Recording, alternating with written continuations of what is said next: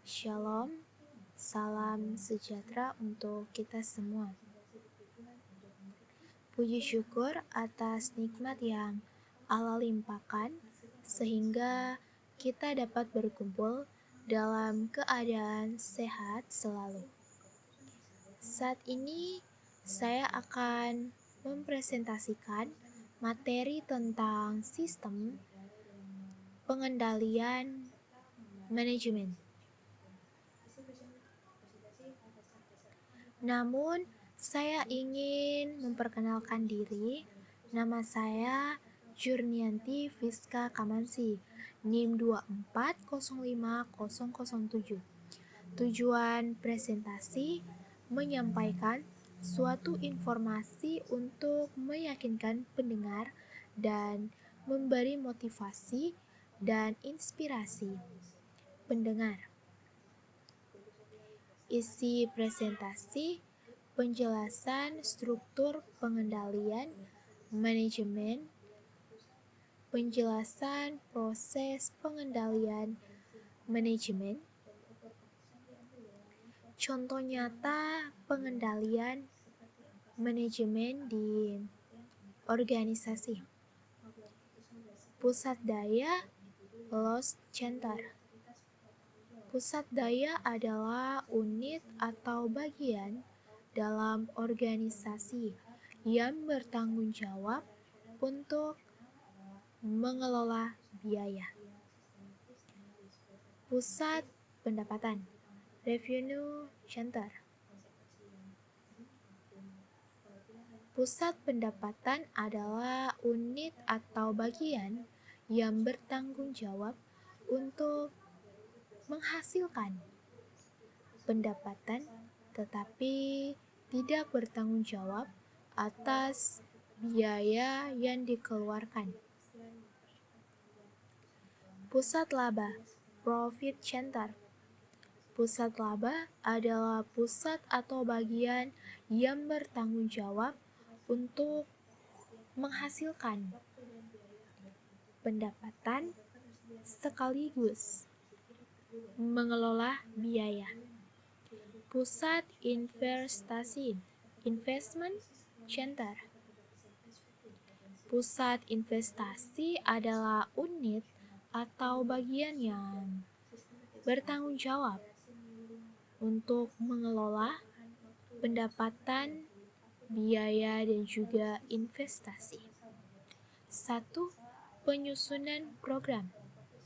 Penyusunan program adalah tahap awal dalam pengendalian manajemen, di mana manajer merencanakan tujuan dan tindakan yang harus dilakukan untuk mencapai sasaran organisasi.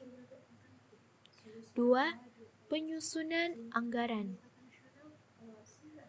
Penyusunan anggaran adalah proses perencanaan keuangan yang menentukan bagaimana sumber daya seperti uang, tenaga kerja, dan materi akan dialokasikan untuk mencapai tujuan yang ditetapkan dalam program. 3. Pelaksanaan dan pengukuran.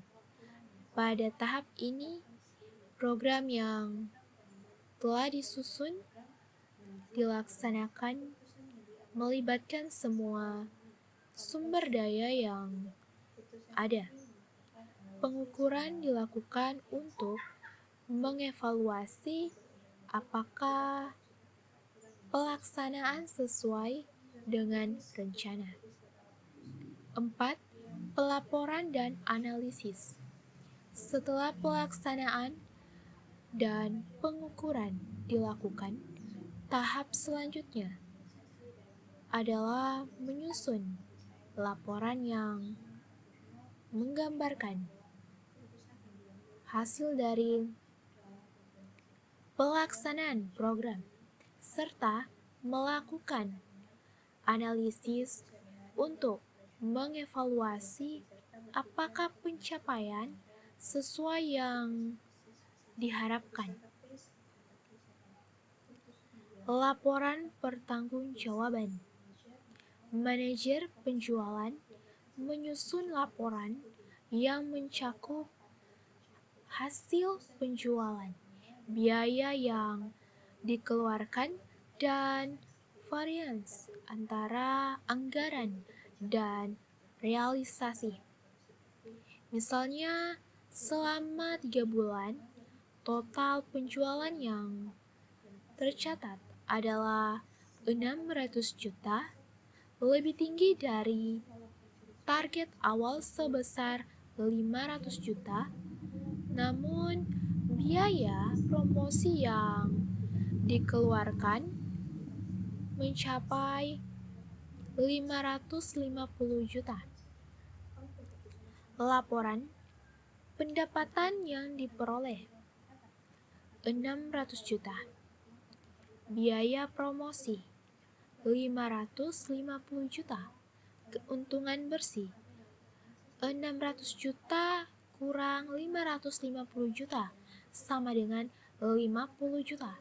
Analisis, meskipun penjualan melebihi target, biaya promosi yang lebih tinggi dari anggaran mengurangi margin keuntungan.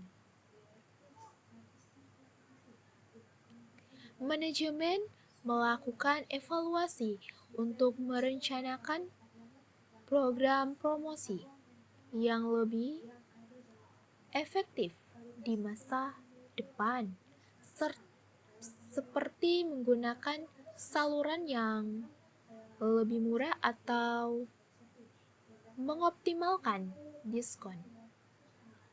Kesimpulan, secara keseluruhan, sistem pengendalian manajemen berfungsi untuk mengawasi dan mengarahkan jalannya operasional organisasi, memastikan sumber daya digunakan dengan optimal, serta membantu manajer dalam pengambilan keputusan untuk mencapai tujuan strategis. Dengan adanya pengendalian yang efektif, organisasi dapat mengatasi tantangan dan perubahan yang terjadi di lingkungan eksternal serta internal. Terima kasih atas perhatiannya semua pada presentasi saya kali ini.